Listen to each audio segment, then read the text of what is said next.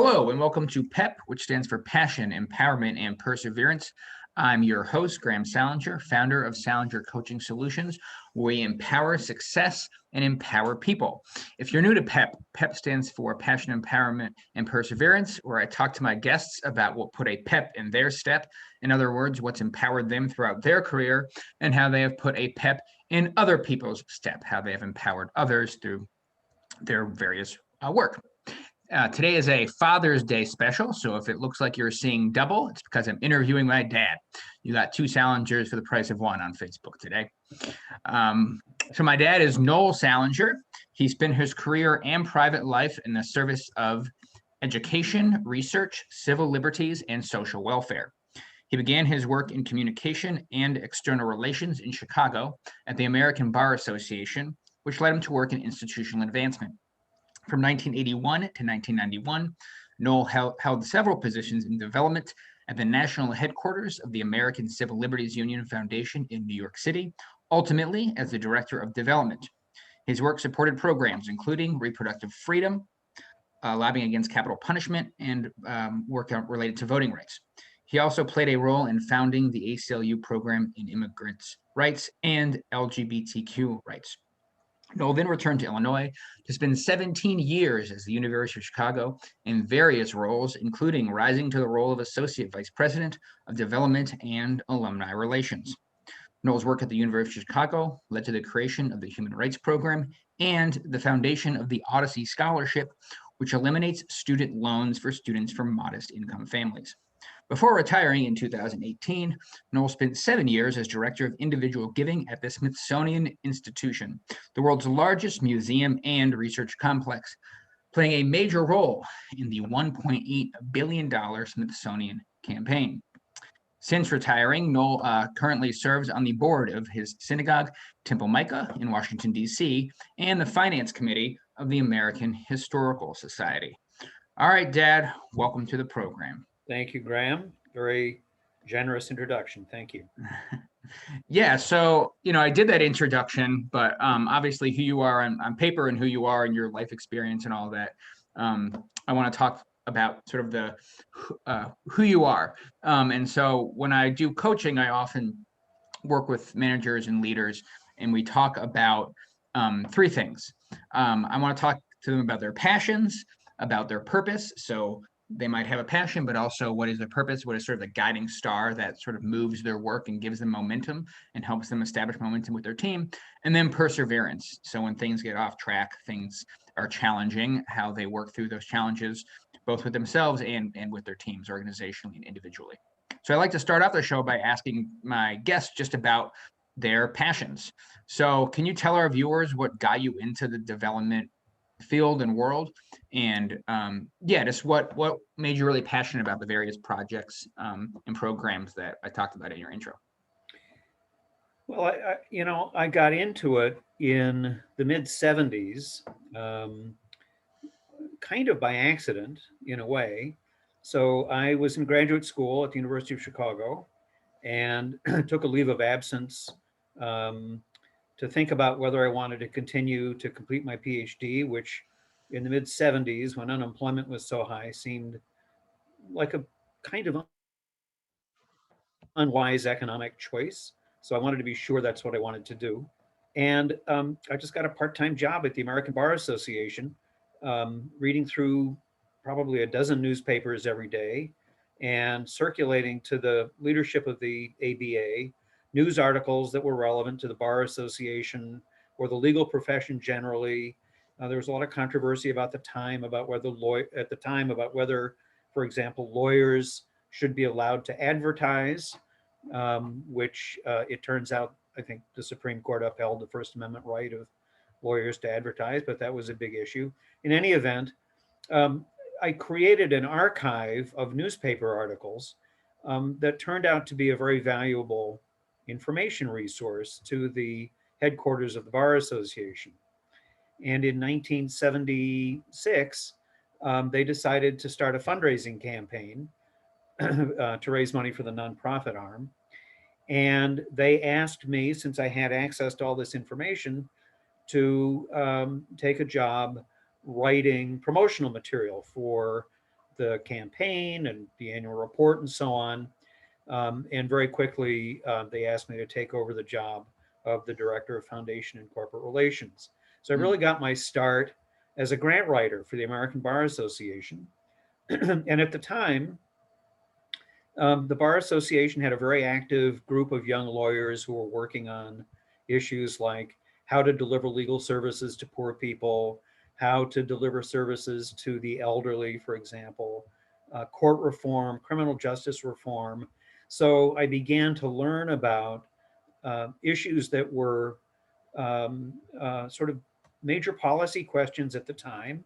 And I realized that being in the position of helping the Bar Association get grants to advance those projects was a good thing. It began to feel very fulfilling to bring in a grant that was going to help a group of young lawyers improve the legal profession's ability, for example, to get legal services to poor people. So that was sort of how I got into it as a grant writer. And what made you particularly passionate about those programs, whether it's the immigrants' rights or the LGBTQ work, or the working to make sure that poor people had access? What about those things what struck you with those campaigns? Well, after all, I'm a child of the 60s. So when I was in high school and college, I was an active opponent of the Vietnam War. I was, very tuned in to the civil rights movement, the women's rights movement, or the feminist movement, the gay rights movement. Really started to get off the ground in the 1970s. Those were not issues that the American Bar Association was particularly concerned with. Hmm. And up to a point, I felt like my work there was part of the solution until I was asked to do something that I thought was part of the problem. There were actually, well, there was one project in particular that really cut against my grain, and that was to raise money, grant money, to help another part of the American Bar Association work with big companies to teach them how to prevent representatives of workers' unions from getting on the corporate boards. Hmm. That was a fairly common practice in Western Europe, in Germany in particular. And these big companies and their corporate counsel and legal departments were very concerned it might happen in the United States. It seemed to me that it was a good idea to have workers represented on corporate boards. So I didn't particularly agree with that project. And on top of it, I was asked to um, approach a gun company to get money from a gun company to support this project. And it was at that moment that I realized, for all of the positive things that the American Bar Association does, it is, after all, a trade association for attorneys. Hmm. And there were aspects of it that I didn't feel comfortable doing. So it was at that point I began looking around and found a job in New York at the American Civil Liberties Union, where I happened to know the executive director. And when he found out I had experience as a grant writer, they needed a grant writer at that point. So that's when I started at the ACLU. And very quickly, I was, that was in 1980. And very soon after I arrived, Ronald Reagan got elected president. Hmm. And it was pretty clear uh, that the Reagan administration was going to be leaning very hard against voting rights, against criminal justice reform, all of the things uh, that I thought were probably good for society. So it turned out I discovered pretty quickly that I thought I was in the right place at the right time. Um, and I was very fortunate to work with attorneys at the ACLU, particularly the directors of these projects, who were very generous with me, very patient with me, and gave me the time to teach me what I needed to know about voting rights, the law about reproductive freedom, the law about death penalty, and all of that, to be able to write successful grant proposals. Mhm. And so I learned pretty quickly how to do that. And then I really felt like that my work was advancing a policy agenda that I thought was important for the country. Okay. Um, yeah, so I think that sort of brings me to an interesting point, which is that even though you were doing really good work with the American Bar Association, there was a moment where you saw some values that didn't align with the values that you were holding, and that happens all the time in businesses, right? Employees, there might be some level of um, incongruity, whether it's values or the way that something's going, that can create tensions and some level of conflict. So what advice would you give to people that are finding themselves in a situation like the one that you found yourself in, where maybe they're not in alignment and they need to find a new way of aligning themselves, or in an institution that matches their values You more? know, it's always a tough situation to be in when that happens. There's no single answer. Um, I was fortunate to be single, footloose, and fancy free, if I can put it that way. So I had the ability to, pack up my meager belongings, throw them in the back of a U-Haul, and drive to New York. Not everybody's in a position to do that. Yeah.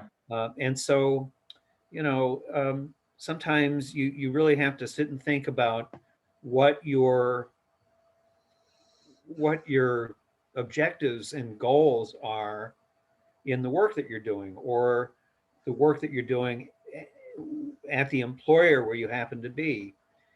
You know, sometimes, um, you have to swallow a bitter pill temporarily in order to keep working on the things that are important to you. Hmm. In my case, that bill was too bitter for me to swallow.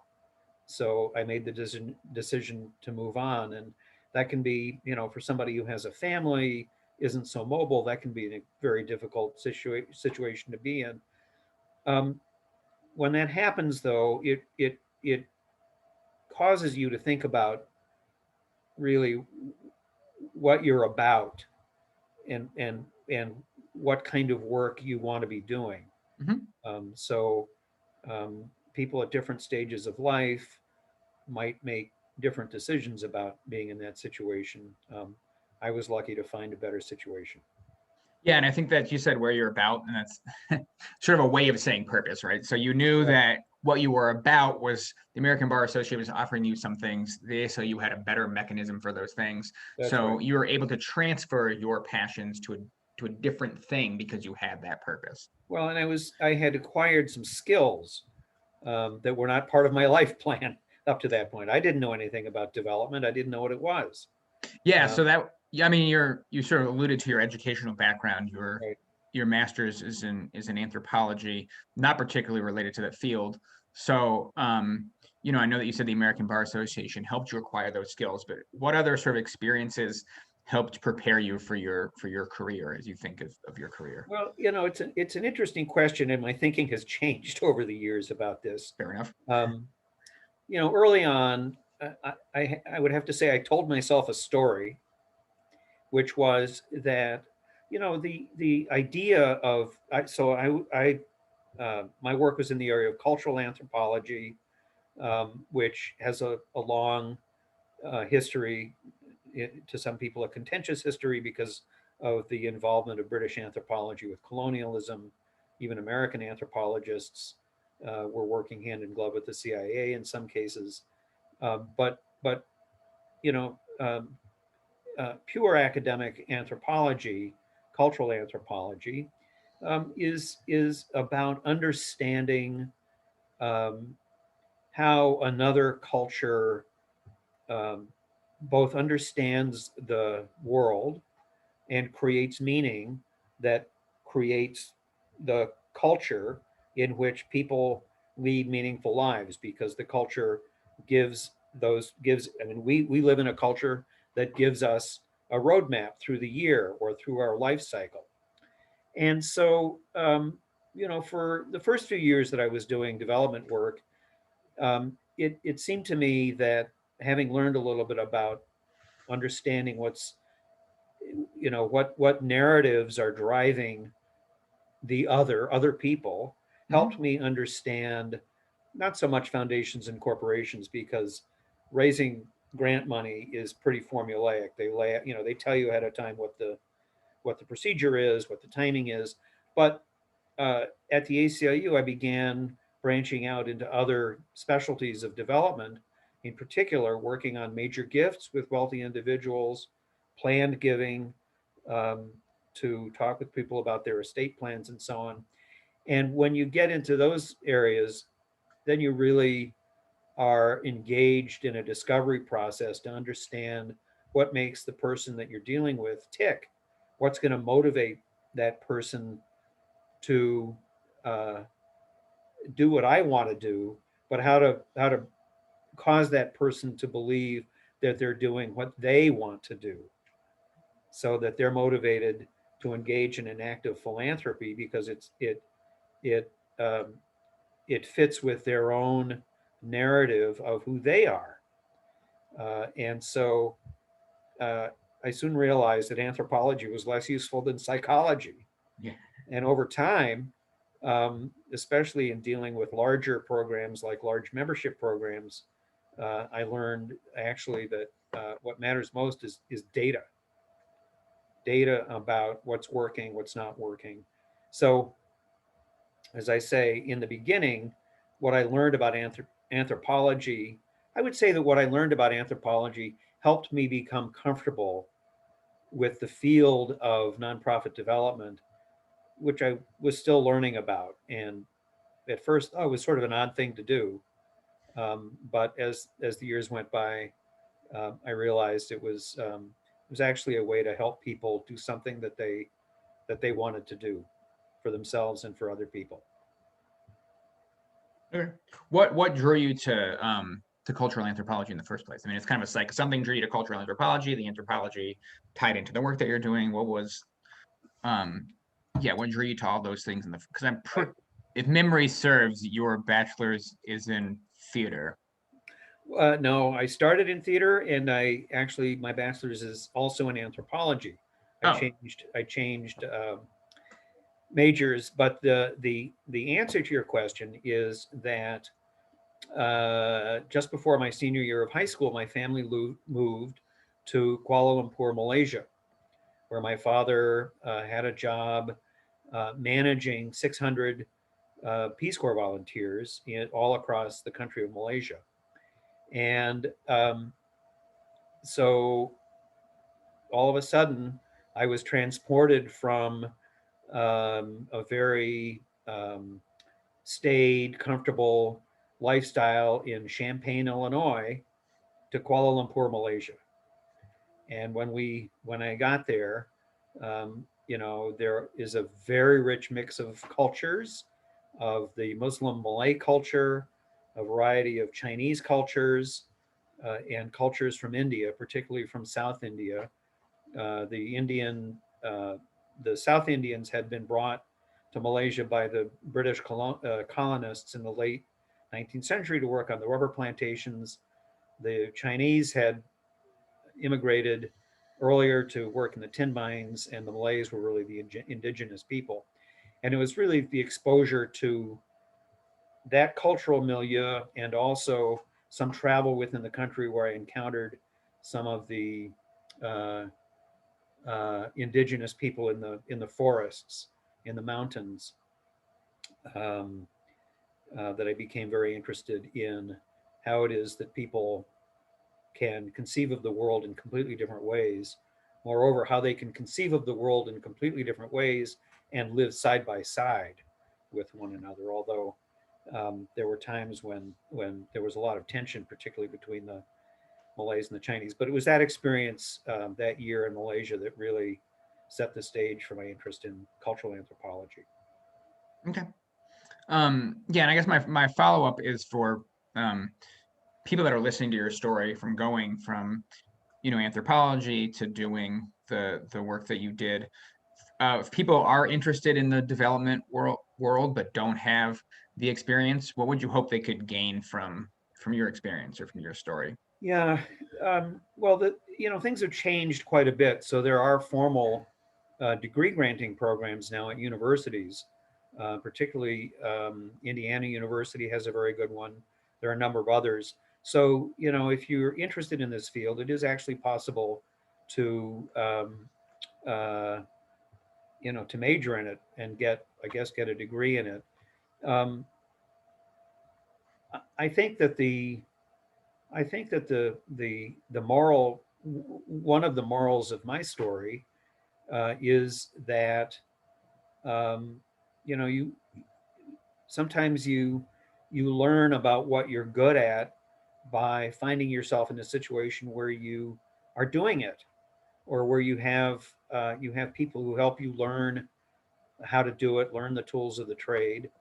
And in my case, it turned out to be a facility for writing, a facility for mastering a whole variety of substantive material at the same time. Um, those were not skills, when I was deciding as a senior in high school that I wanted to go to college to be either a journalism major or a theater major. Those were not skills that I knew that I could draw on professionally for a 40-year career in that field. I think the other and other moral of the story is that a lot of people have an idea that they want to plan their career. They know that they want to end up in a certain role at a certain point in their career. They have an idea about what kind of work they want to do, and and many people are successful in following those paths. But I think a lot of people find themselves in unexpected situations um, that sometimes life just throws you a little bit of a curveball, Hmm.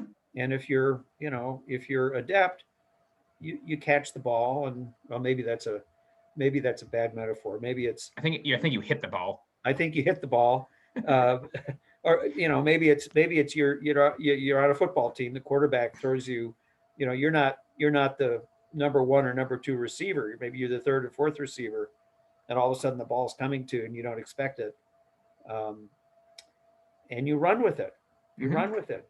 Life sometimes throws you a pass that you weren't expecting. In my case, a couple of them, and um, I stuck it out, and it turned out to be good for me. It turned out, I think, to be good for the organizations I worked for.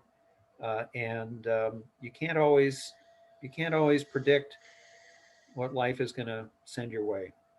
Yeah, I think I stated in the opening that I often work with managers, leaders, and their teams on this issue of perseverance, right? Dealing with the curveballs, dealing with Right. the unexpected. Right. So, you had decades of experience in different organizations managing staff, right? So what you just sort of alluded to, in your case, you had a couple of curveballs. I'm sure that you also had it, staff members that had curveballs. So what are some challenges you faced in your career that tested your perseverance or that of teams you were managing?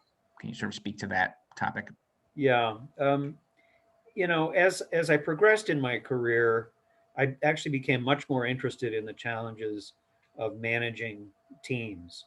And at the Smithsonian, I mean, at the University of Chicago, at one point I was managing about 120 people who were working on everything from the annual fund to foundation and corporate grant writing, uh, estate planning and plan giving, major gifts all over the country.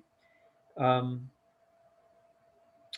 and uh, one one piece of that was important in my ability to do that was that it was really at the ACLU where I became exposed to doing those kinds of work myself.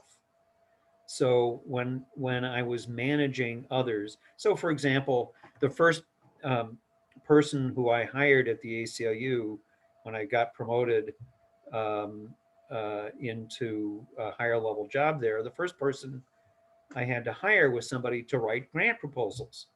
That happened to be something that I knew how to do, so I was able to guide that person and train that person.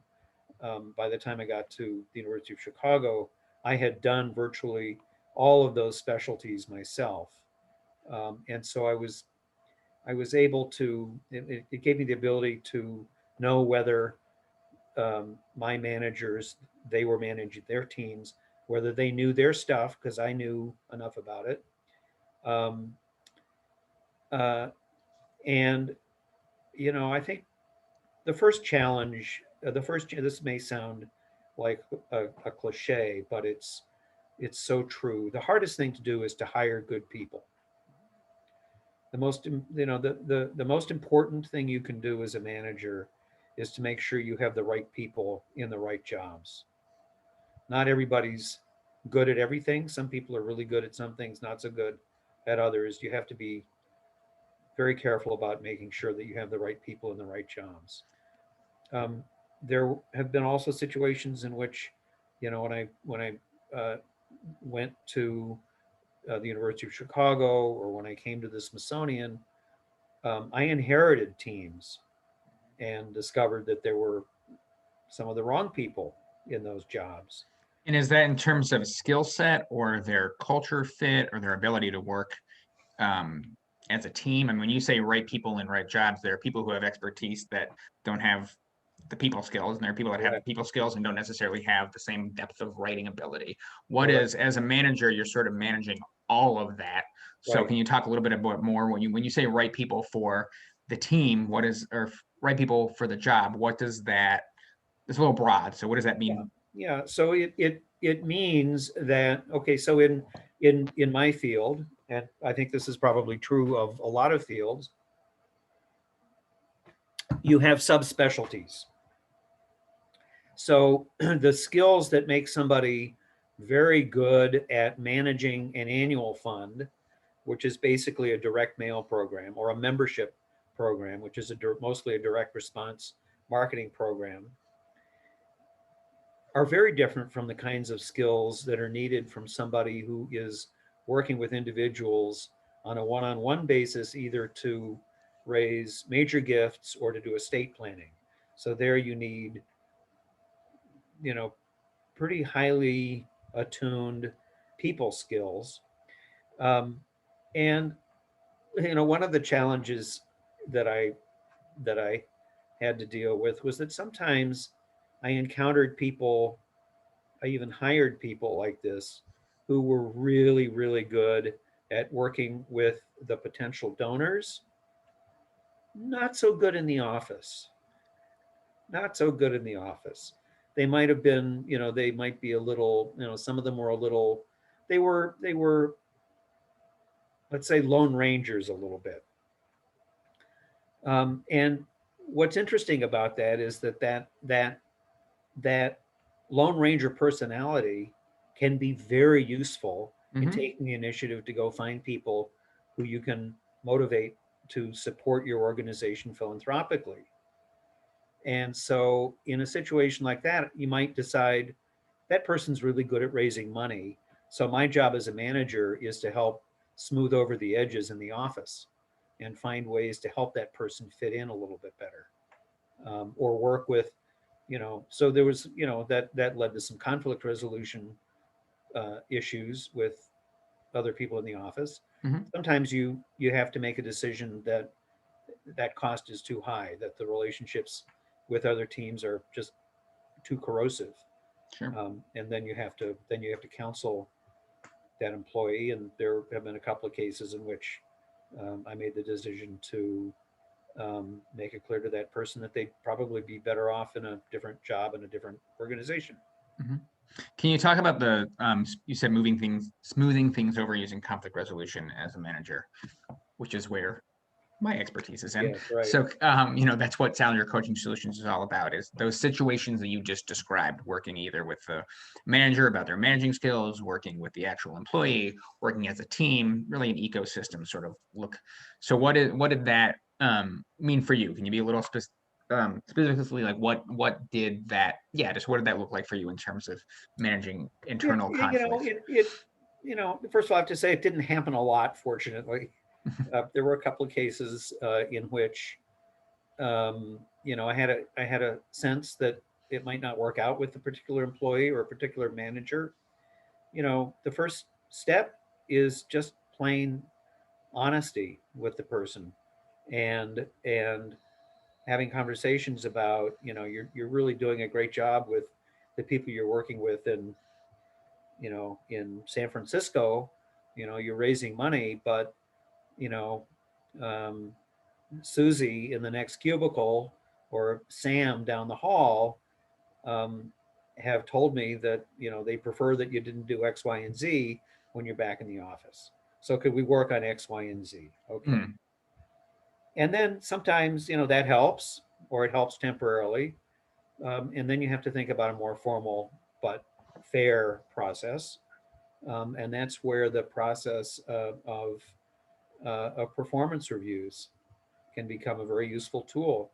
So you uh, part of the process. I mean, after the written pieces are done, you have a conversation with the employee about what you said about that employee in the performance review, which is sort of a higher level of seriousness, Hmm. because it can have consequences for compensation, and hopefully, I think there were a couple of cases when that resolved the problem, and there were a couple of cases when it didn't resolve the problem, and I was able to use the performance review process to make it clear in at least two cases, that those people would um, be better off somewhere else. Okay. I never actually, I don't think I ever actually called somebody into my office and said, "You're fired." It doesn't work that way. Mm. You give the person a fair shot at improving. Right. You help the person understand what the behaviors are that are causing problems and give them a chance to address them. And three things can happen: they can address them, uh, they can try to address them temporarily, and so you have to keep reinforcing it. Sure. You may find out that they're actually not, you know, they are who they are. They're not going to become somebody else. Sure. If it's not a good fit, it's not a good fit.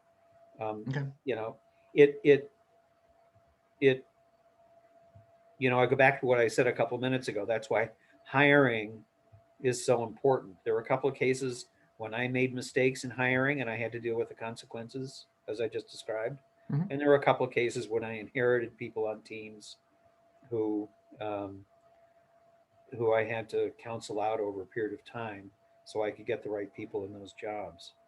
Was Um, it was it a different tone, or did you have to use a different strategy when it was people you hired versus people you inherited that had already been part of yeah, teams and cultures? I would say so. I would say so. I mean, if it's somebody you hired, there was one case, and it was a very strange case. I hired somebody um, at the ACLU who submitted a writing sample, and it became pretty clear to me afterwards that he had not written the material himself, Ah, or he'd had a lot of help doing it. So when he was put in a position of having to write grant proposals, it turned out that he was actually not able to. He didn't have the skill to do it, and so um, I so I had to sort of address that with him, but it also led to a technique that I used repeatedly after that, which was to give a candidate a writing assignment. So if the person was going to be certainly if the person was going to be a grant writer, even if the person was going to be a gift officer, at the last stage of the interview process, I would give the person not a complicated long deal, but I would say I'd give them maybe two scenarios, and I'd say give in 36 hours, please give me back a draft of a membership letter, or a half a page draft of a letter to a prospective donor explaining what the project is you want to talk about. And I had a couple cases where the candidate said, "See you later. I'm not doing that," which was great because that meant they wouldn't have worked out. And there are other cases in which it really helped me make the right decision. Okay, so so it helped you throughout your career, you sort of learned ways of managing even based on examples of things that didn't go well. Correct, absolutely. And I think that's, yet another moral of the story is that over time, I had to learn things about myself, um, that helped me improve being a manager. Some of them were techniques like that in hiring. Some of them were techniques in, getting better at deal with people who are challenging me. Um, uh, and one of the hardest things to learn how to do was how to deal with colleagues at my level who, in some instances, were very competitive about um, positioning themselves within the organization, taking credit for other people's work to advance their profile within the organization.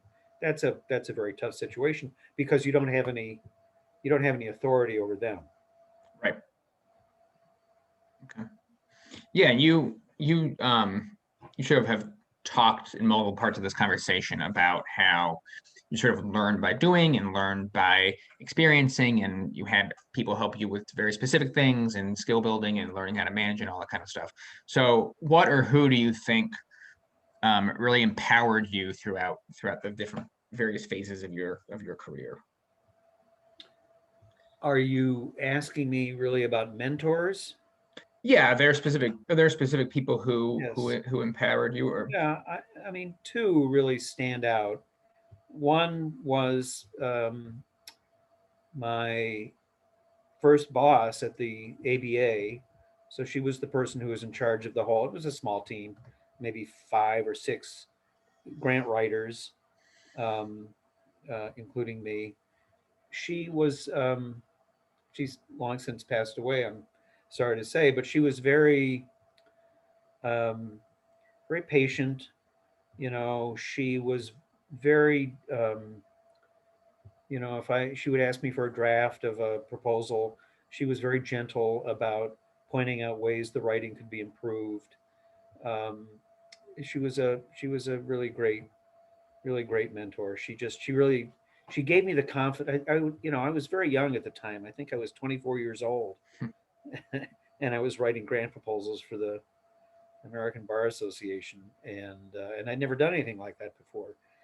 So she went out of her way to help me get pointed in the right direction, and gave me a lot of confidence in my ability to do that. The other one I would say was the executive director at the ACLU when I started in 1980. Was I say was somebody whom I had known before. He actually had been a friend of my father's, and I'd stayed in touch with him over the years. And he also, though he was a little less gentle about it, he took the time to help me understand ways in which I could improve my work product, how I could take on more responsibility. He um, placed a lot of confidence in me at a relatively early stage in my career, and that in turn gave me the confidence that I could do more. hmm. Yeah, you sort of pointed out that you used um, maybe had two different sort of ways of mentoring you. I'm Mhm. wondering in terms of throughout your career and how you mentored or empowered other people, um, what did that look like for you in terms of maybe strategies or things that you used, either borrowed from both of those people or that you sort of established on the way in terms of your own managing and Well, I and can't. mentoring? Yeah, I'm trying to think of trying to think of a couple of examples of that. There were a couple of examples going back to the hiring. There were a couple of cases when I hired people who I had a sense were really, really good at the work that they were being hired to do, but they were very young. Mhm. They were very junior, and there were others who didn't think I was making the right decision. But I do believe I do believe there are wunderkind in the world. I believe that there are young people who just have great innate talent, and in a couple of cases, that turned out to be right, and they knew I was taking a chance on them, and they wanted it. They wanted to, they wanted me to help them do for them kind of what my mentors did for me, which was give them a little feedback on their work, give them some feedback on how to deal with more senior colleagues, um, and just give them the confidence that they could be successful. And one of them in particular, who was, she was in her mid 20s, and I hired her to be the director of development of the humanities division at the University of Chicago. So this was 25 years ago, 20 going on, well, 20 years ago anyway. She's still there and is now one of the senior people in the development office. Mhm. So that's gratifying to see somebody who you helped at an early stage in her career go on to become very successful. Um, Okay. Yeah, oftentimes the things, and we sort of alluded to this earlier, but I want to come back to it, is the things that can drive performance and expectations and improvement are really being clear on values, right? Personal values, organizational values, institutional values. So in your private life or in your career, what sort of values drove your entire career, and how do you think you, as a manager, made your work value driven in terms of leading by those values? yeah, that's a pretty deep question. I think uh, again, a child of the 60s, um, uh, coming to a belief, really as a teenager and young adult, that uh, at least in my case, and certainly in the case of many of the people I hung out with at the time, we felt we had a role to play in making society better. We had a role to play. We were maybe a little naive about it, but we thought we had a role to play in helping other people understand why the Vietnam War was a disaster for the country and certainly a disaster for Southeast Asia. Um, we had a role to play in addressing economic inequality or racial inequality. Not that we did anything great about it, but that those were the values that we grew up with. When I was very young, I'd have to say, since this is a little bit of a Father's Day program, Yeah. some of this came directly from my father. When I was, gosh, I must have been 9 or 10 years old. He took me to an Urban League meeting. We were living in Connecticut, um, because Whitney Young was giving a talk, and he wanted me to know more about the civil rights movement, and he wanted me to hear Whitney Young. Um, and so he went out of his way to try to instill those kinds of values in me. Here's a very specific, concrete example. He never let me play with toy guns. He always spoke about the how wrong it was to play at killing people or to play at violence. Mhm. So we weren't. I never had a. I mean, I might have had a squirt gun, but I never had a cap gun to run around playing cops and robbers and that sort of thing. Those values and that experience led directly to my decision when I was 18 years old to register as a conscientious objector when I signed up for the draft. And I had to think very hard about that. Was I just opposed to the Vietnam War, or was I actually opposed to war and violence? You know, I, it, that's what I thought when I was 18.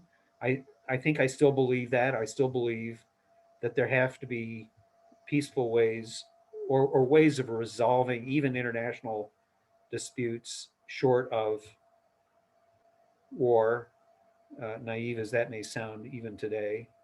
Um, and at the very least, in unavoidable situations, for example, the response to 9/11, um, there are ways for people to participate in addressing those kinds of national challenges uh, by acting in supportive ways that are more peaceful than taking up arms.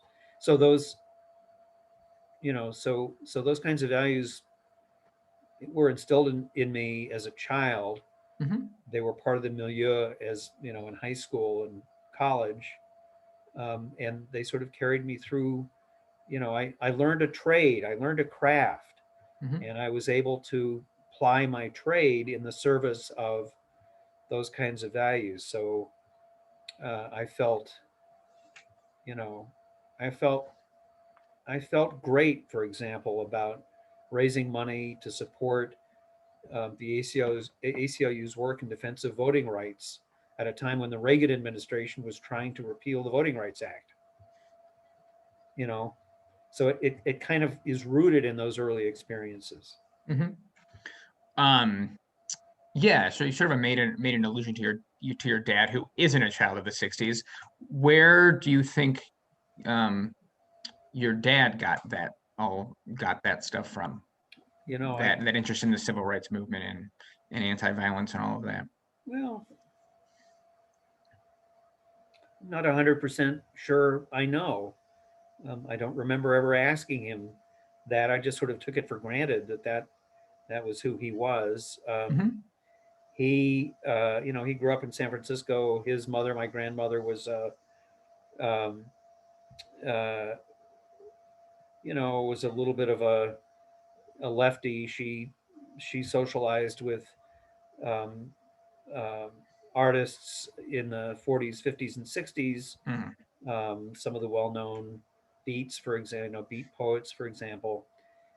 So I think he was brought up, um, with a little bit of a non-conventional view of the world. He was a science teacher, and so he believed very strongly in rationality, rational thought, making decisions based on evidence rather than emotion. And I think he believed that people who act on emotion or act out of fear make bad decisions. So, excuse me, but I can't tell you exactly why he. I mean, certainly at the time,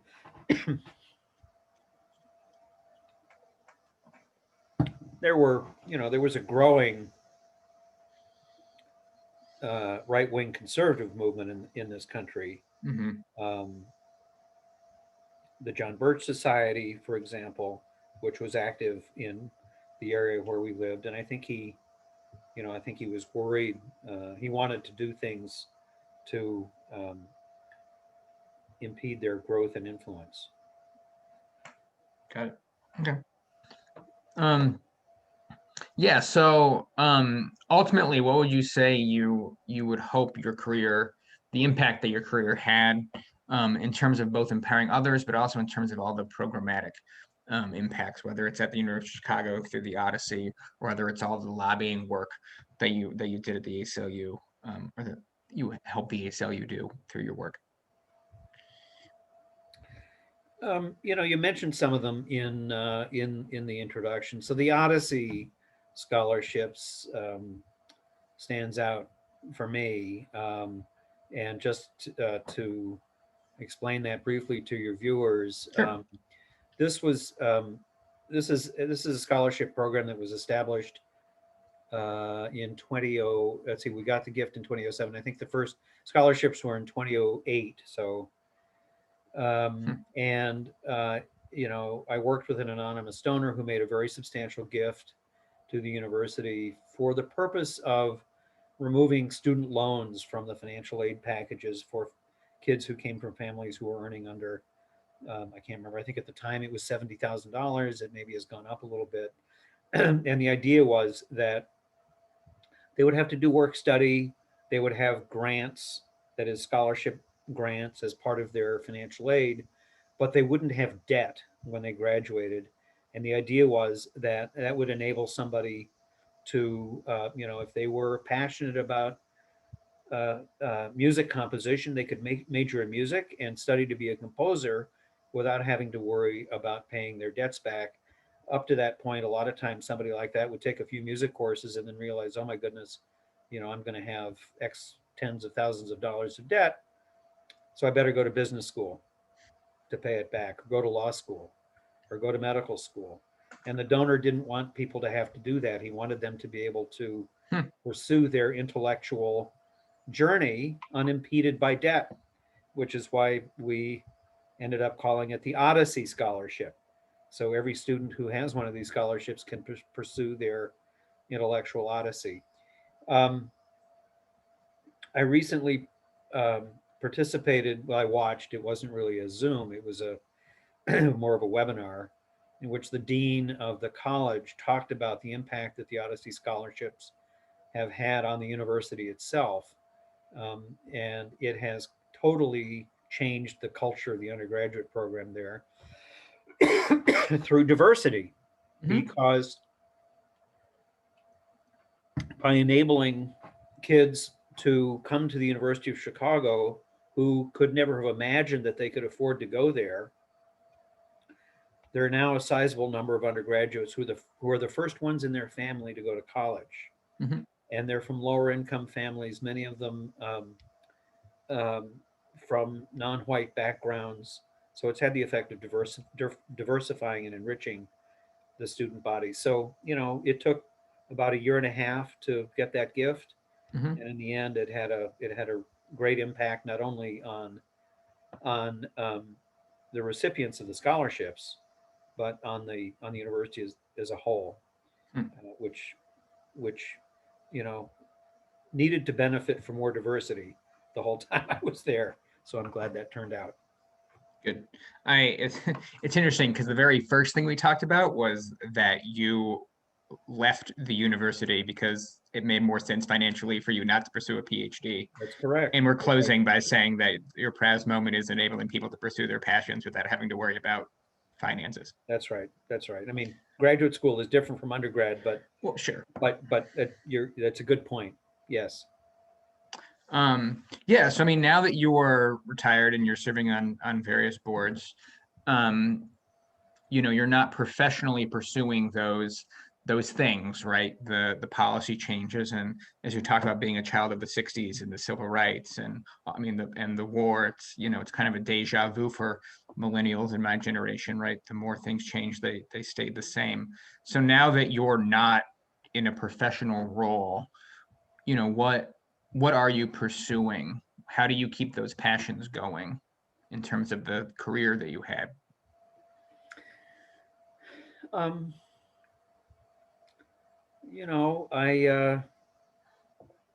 I'm not as driven by those passions these days.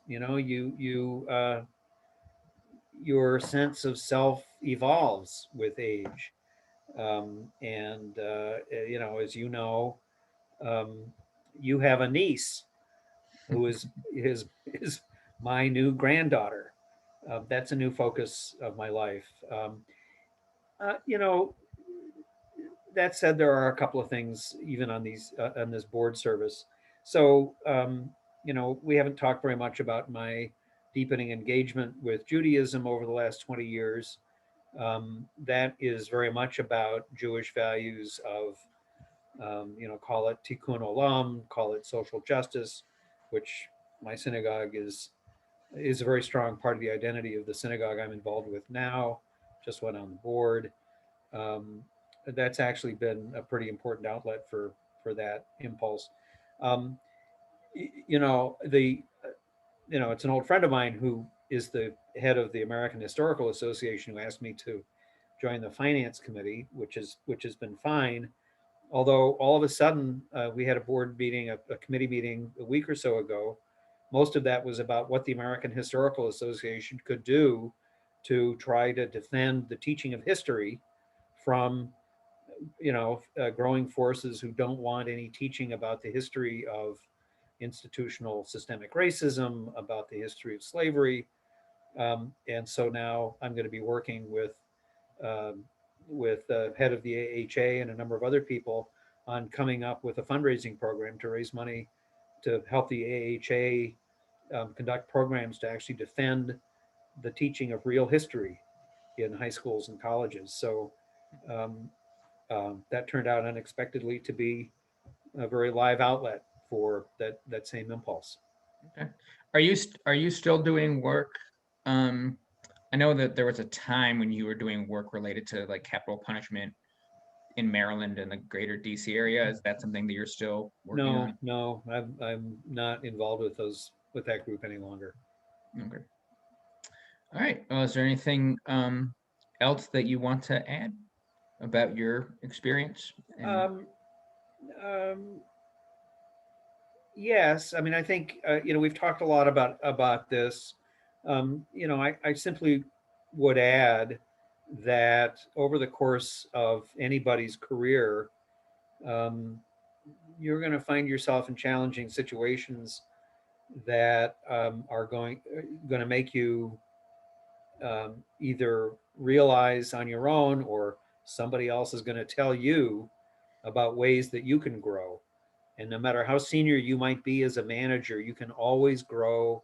You can always do better. You can learn. One of the most important things I learned, I think, is you can always learn from other people, and it doesn't mean learning from people who are senior or more senior to you, or more experienced than you. Sometimes you can learn a lot from junior people in your teams who may have a completely different background than you have, a different perspective. So I think it's always important to be open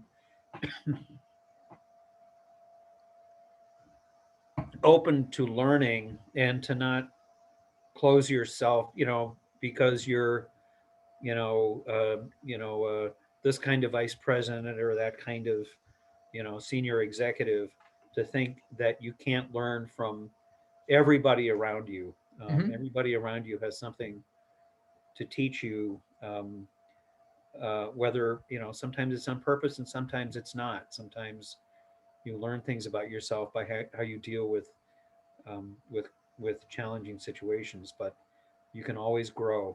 I think that's the last thing I would say about my career. There have been moments where I've realized that I can do better, and I had to learn how to grow. Yeah, I think that's a really important point. I think there's a lot of research that shows that like some of the best leaders are the ones that have like the most amount of humility. And part of that is being able to take that, like you said, being able to take constructive criticism and feedback from different people um, in their sphere, even if they're not Right. at the same level. So, um, all right. Well, I appreciate that, and happy Father's Day. Well, thank you very much. It's been a great pleasure, and I hope your viewers get something useful from this conversation. You asked some good thought-provoking questions, and I appreciate it. Good. Thanks.